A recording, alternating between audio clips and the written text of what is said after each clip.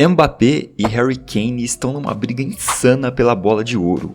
Eu sei que é difícil a gente cravar isso no começo da temporada, porque as últimas edições da bola de ouro provaram que nem sempre, né, os caras que fazem de fato a melhor temporada são os caras que vencem o prêmio. Na temporada passada, por exemplo, a gente teve o Rafinha desde o início, cara, desde lá de agosto, tá, setembro, já jogando muito e jogou muito até o final da temporada e acabou ficando em quinto no prêmio, né, e muita gente deixando ele de fora até do top 10, enquanto outros jogadores ali que nunca sequer foram mencionados entre os melhores jogadores do mundo, como o Vitinha, por exemplo, acabou ficando em terceiro. Cara, o Vitinha só foi aparecer, né, só foi ter seu nome ventilado entre os melhores do mundo dá pra abril, maio daquele ano, tá bem no finalzinho do ano mesmo, então, cara, ele não foi um cara que jogou bem, né, jogou muito a temporada inteira. Ninguém falava dele antes de maio, que é o último mês da temporada. E a mesma coisa aconteceu, né, com o Rodri, que venceu na temporada 23-24, enquanto todo mundo achava que devia ir pro Vini Júnior o prêmio, mas nem foi o Vini Júnior que começou bem aquela temporada, né, pra quem não se lembra, Bellingham começou humilhando todo mundo naquela temporada, o Haaland também tava muito bem, tá?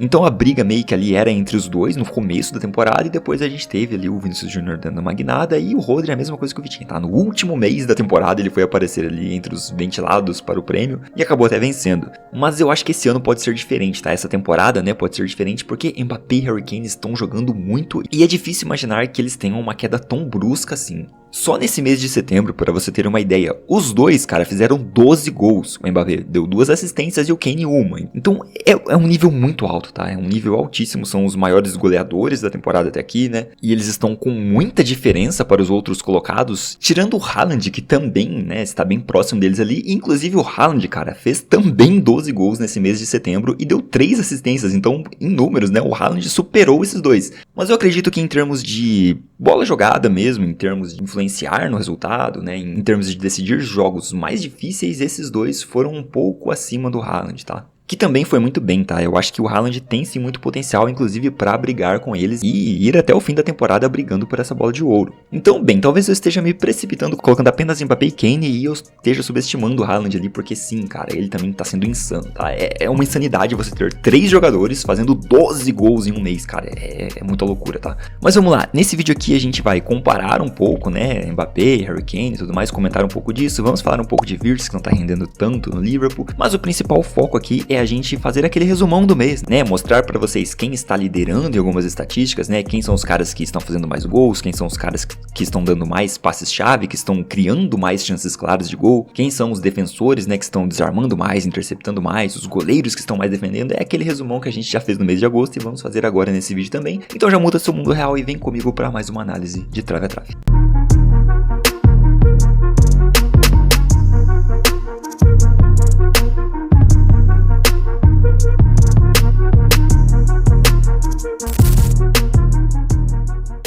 Então, cara, o primeiro dado que eu quero trazer pra vocês aqui é justamente o de gols, né? Quem são os maiores artilheiros da temporada até aqui, né? Nesses 2 meses de agosto e setembro. E como você pode ver ali, a gente tem uma diferença absurda dos 3 primeiros para o restante, né? Dos jogadores do mundo, cara. Então a gente tem Harry Kane com 18 gols até aqui, sim, contando, né, clube e seleção. O Mbappé fez 15 gols e o Haaland 14, cara. E o quarto colocado dessa lista, que é o Uzun, né? O jogador ali do Frankfurt, seguido de Guirassy, enfim, outros nomes ali com 6 gols. É assim, eles estão muito distantes, né? Não é nem metade do que o terceiro colocado tem, cara. E o Harry Kane tem o triplo, né, de gols do que o quarto lugar tem. É absurdo, cara, é absurdo. Eles estão muito acima mesmo de qualquer outro. Quando a gente passa para os líderes de assistência, a gente tem algumas mudanças, né? O Yamal é o que lidera e, inclusive, isso é um grande feito porque o Yamal se machucou, né? Perdeu alguns jogos ali e mesmo assim ele está liderando na temporada com 6 assistências, tá? Seguido de Elite do Union Berlin, Luiz Dias também com 5 ali, Rubem Vargas do Sevilha e o restante dos nomes com 4 assistências, como você pode ver ali. Só que quando a gente muda, cara, para os dados de criação de chances, né, é ainda mais impressionante, porque, bem, Kane com 18 gols, Mbappé com 15 gols, você pensa, pô, são jogadores super terminais, né, jogadores que não participam tanto das construções, eles simplesmente finalizam as jogadas. Mas não, meu amigo, quando a gente passa para a tabela de grandes chances criadas, né, os 10 jogadores que mais criaram grandes chances até aqui,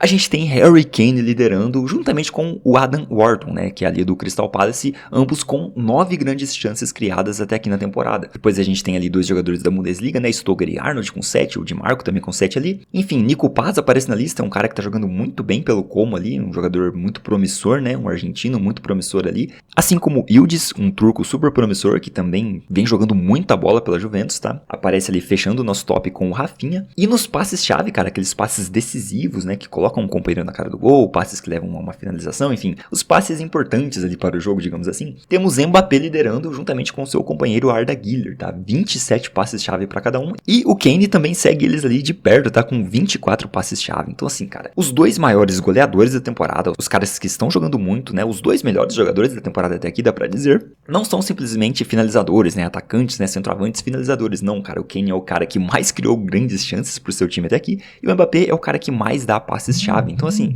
é absurdo, cara. Isso é absurdo. É um nível de jogo muito acima, muito descolado de todos os outros, não apenas em gols, tá? Em influência no jogo mesmo. E eu vejo muita gente falando que o Mbappé não é esse cara, né, que influencia tanto no jogo. E assim, ele poderia não ser tanto na temporada passada, tá? Porque nessa temporada aqui, né, os números estão aqui pra desmentir quem diz isso, o Mbappé é o cara que mais deu passes decisivos até aqui. Então não dá pra você falar que esse cara não influencia no jogo, que ele não participa do jogo. Inclusive, dando uma pausa aqui nessas estatísticas, né, pra gente comparar esses 3 jogadores, né, Haaland, Mbappé e Harry Kane, a gente tem coisas muito interessantes, cara, porque fazendo uma comparação mais geral aqui, né, o Mbappé é o cara que mais joga, né, aqui você pode ver os dados do Kane estão na esquerda, do Mbappé no meio e o do Haaland está na direita. E aqui a gente tem então o Mbappé sendo o cara que mais joga, né, com mais minutos jogados ali, mais partidas também. Mas em gols, o Kane lidera, aqui a gente tá pegando só a Bundesliga no caso, né, só as ligas nacionais, que é onde eles tiveram mais jogos ali. Ambos, eles até fizeram jogos de Champions, mas foram 2 jogos, o Haaland até a gravação desse vídeo só fez um jogo, então não dá pra gente comparar tanto, né, não usar tanto de parâmetro. Então vamos pegar aqui as ligas nacionais só pra gente comparar esses números aqui, beleza?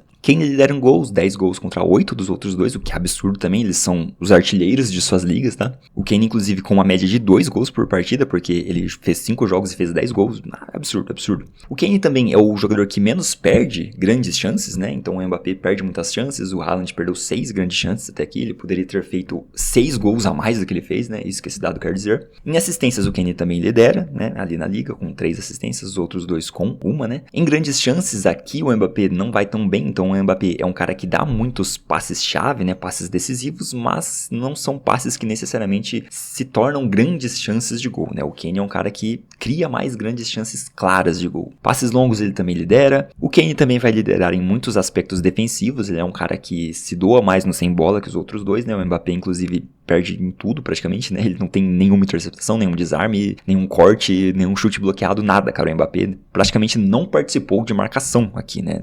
Na La Liga, pelo menos. Aí o Mbappé vai vencer em dribles, né, cara? É um cara que dribla mais mesmo, e uma porcentagem muito boa ali, né? Pra quase 4 dribles por jogo, ele tem 65% de acerto. Desses aqui, o Haaland é o cara que menos perde a bola, né? 6 perdas de bola por jogo ali, mas aqui, cara, é um dado que a gente precisa de outros números para complementar, né? Porque, tudo bem, o Haaland é o cara que menos perde a bola, mas ele também é o cara que menos participa. Então, se a gente abrir aqui especificamente, né, os dados do Haaland para a gente ver um pouco melhor, você percebe que ele tem 22, né, ações por jogo, quase 23 ações por jogo, né? Ações com bola por jogo, cara. Nos passes ali ele tem 7,5, né? Quase 8 passes ali por jogo, enquanto o Harry Kane, cara, ele tem ali 41, né, quase 42 ações com bola por jogo e dá 21 passes, então é muito mais que o Haaland, né, quase o triplo ali que o Haaland também. A porcentagem dele tá muito boa, né, 83%, enquanto a do Haaland, apesar de ele participar pouco, né, dar poucos passes, ele erra muito, tá, cara? Então o Haaland não está tão bem, não, nessa influência para o time em questão de passes, em questão de armar jogadas ali. E aí a gente tem o pulo do gato, porque pra muita gente o Kane é super completo e eu não tô indo contra isso não, tá? Simplesmente o Kane é mesmo muito completo, é um dos atacantes mais completos de todos, tá? Eu adoro o Kane, mas eu tô vendo muitos comentários de gente super exaltando o Kane, né? Elogiando muito da forma que ele merece mesmo, não é esse o ponto, mas muita gente elogiando demais ele em detrimento ao Mbappé, meio que querendo dizer que o Kane participa muito mais, que o Kane é muito mais completo e joga muito mais que o Mbappé, sendo que quando a gente vê nessa temporada, tá? Nessa temporada atual, o Mbappé tem quase 59, quase 60 ações com bola por jogo, que é muito mais que o Kane, e inclusive ele tem mais passes que o Kane por jogo, né? 36 ali, e uma porcentagem melhor de acerto. 90% é muita coisa, cara. 90% de acerto nos passes é coisa de zagueiro, sabe? Zagueiro que só dá passinho pro lado ali e não tem como errar, né? O Mbappé não, cara. Ele é um atacante, né? Ele, além de ser um atacante que está normalmente dando passes mais na frente, como você pode ver aqui na divisão dos passes, ó, ele tem 6 passes no campo dele, né? E 30 passes no terço final, que são os passes lá no ataque, né? No campo do adversário, no campo de defesa do adversário. Então, a maioria dos passes deles são, assim, passes que, enquanto ele tá sendo marcado, né? Enquanto ele está rondando a área do adversário, e mesmo assim ele tem uma alta taxa de acerto, o que é impressionante, tá? Então, nessa temporada aqui, não tem do que reclamar, cara. O Mbappé tá participando muito, sim. Ele está participando mais que o Kane, inclusive, tá? Dos jogos. Ele está tocando mais da bola, ele está dando mais passes, e não são quaisquer passes, né? Porque, como a gente viu, ele lidera as estatísticas de passes decisivos, acima do Kane, inclusive. Então, não, cara, o Mbappé não é um cara terminal só não, e que, nossa, não participa da jogada. Ele não participa sem bola, né? Sem a bola, realmente, a gente viu ali que ele não tem nenhum desarme, nenhuma interceptação, enfim, ele não faz nada sem a bola, ele praticamente não marca, só compõe espaço mesmo ali. Isso é uma coisa que ele precisa melhorar, mas em questão de construção para o time, sim, o Mbappé está no mesmo nível do Kane, dá pra dizer isso sim.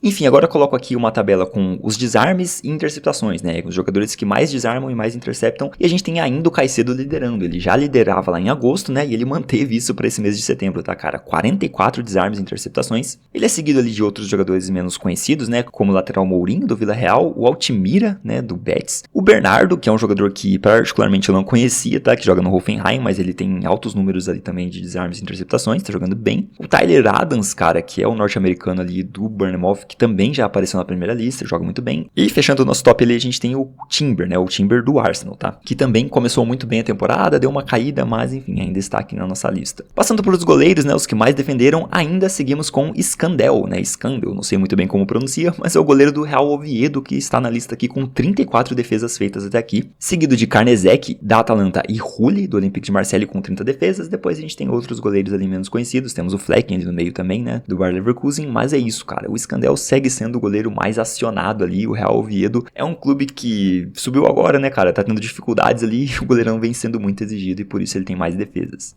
E aqui a gente chega em outro dado liderado por Mbappé. Pois é, cara, no mês de agosto, né, na primeira tabela que a gente mostrou lá naquele vídeo, o Yamal liderava com mais dribles certos. Agora o Mbappé passou ele, cara. E essa tabela em específico aqui, eu não atualizei com os últimos jogos da Champions League porque eu não tive tempo, né, de analisar todos os jogadores de novo pra ver se teve alguma mudança no ranking, mas eu acredito que não, tá? Acredito que o Mbappé ainda seja o primeiro ali, o cara que mais está acertando dribles. O Kudus segue ele ali muito de perto, né, 28. O Yamal ficou um pouco pra trás porque ele não estava jogando, né, estava machucado, 21 dribles certos. E o Nico Williams fechando ali o nosso pódio, né, os nossos 10 melhores dribladores da temporada. E só voltando na nossa tabela de passes-chave rapidinho, cara, pra você ver que o Wirtz vem sendo muito criticado, né, e realmente ele não tá jogando tão bem, não tá contribuindo tanto efetivamente pros resultados do Liverpool, mas ele aparece ali na nossa lista com 21 passes decisivos até aqui na temporada, né, então, em questão de grandes chances, ele não criou tantas, né, foram só 3, ele nem aparece ali no nosso top da esquerda, mas ele está, sim, pelo menos tentando participar com passes decisivos, tá? Mas, de fato, é um cara que não conseguiu se encontrar ainda. Eu não daria como flop já, né, a chegada dele ao Liverpool, porque tem a questão da adaptação, eu acho que já é meio tarde pra usar esse argumento, tá? Já são 8 partidas sem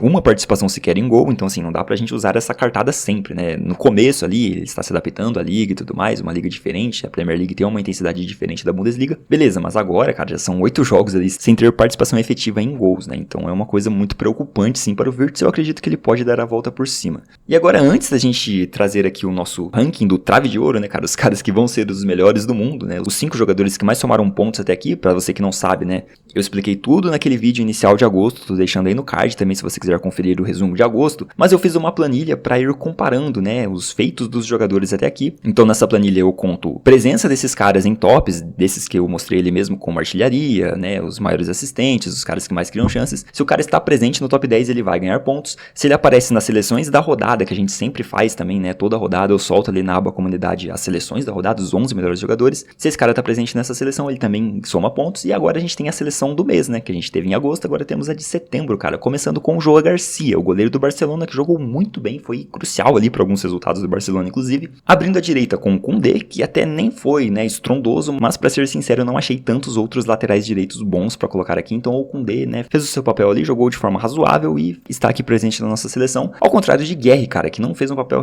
razoável não, ele jogou muita bola, cara. O Guerri, assim, é difícil você achar uma partida ruim dele, tá, tanto pela seleção inglesa, né, que teve 2 jogos nesse mês, e E os jogos mesmo pelo Crystal Palace, ele jogou muito bem, o Guerri é o melhor zagueiro do mundo até aqui, tá? Na esquerda temos o Grimaldo do Leverkusen, eu poderia ter colocado o Di Marco, que jogou muito bem também, mas o Grimaldo tá bem representado aqui porque ele foi muito importante para o Leverkusen. O Saelemaekers, que é um ala pela direita ali no Milan e jogou muita bola também, cara, foi crucial para os resultados do Milan. A dupla de meias ali, né, de meias centrais, volantes, a gente tem Pedri do Barcelona e Gravenberch do Liverpool, que também foram excelentes. Acho que são os dois mais descolados ali, talvez eu poderia colocar o Çalhanoğlu, que também individualmente foi muito bem, apesar de que as atuações individuais dele não influenciaram tanto nos resultados positivos da Inter, né, aquele jogo contra a Juventus, por exemplo, ele foi muito bem, mas enfim, a Inter acabou derrotada e tudo mais. Só que eu acho que tá bem representado aqui com esses dois mesmo. E o Yildiz, cara, que não poderia faltar, tá jogando muita bola o Yildiz. Eu poderia colocar o Nico Paz aqui também, como eu citei, mas acho que esses 4 meio-campistas aqui, né, jogadores desse setor, jogaram muito mais que os outros. E aqui no ataque, cara, foi difícil deixar o Álvares de fora, mas eu já vou mostrar os 3 pra vocês, que são Mbappé, Haaland e Harry Kane, né? Por mais que o Álvares fez um mês de setembro muito bom, cara, não tem como ele competir com esses 3 caras, tá? Porque ele fez ali o hat-trick contra o Rayo Vallecano, jogou muito bem, fez os 2 gols contra o Real Madrid, fez o gol agora na Champions League também de novo contra o Frankfurt,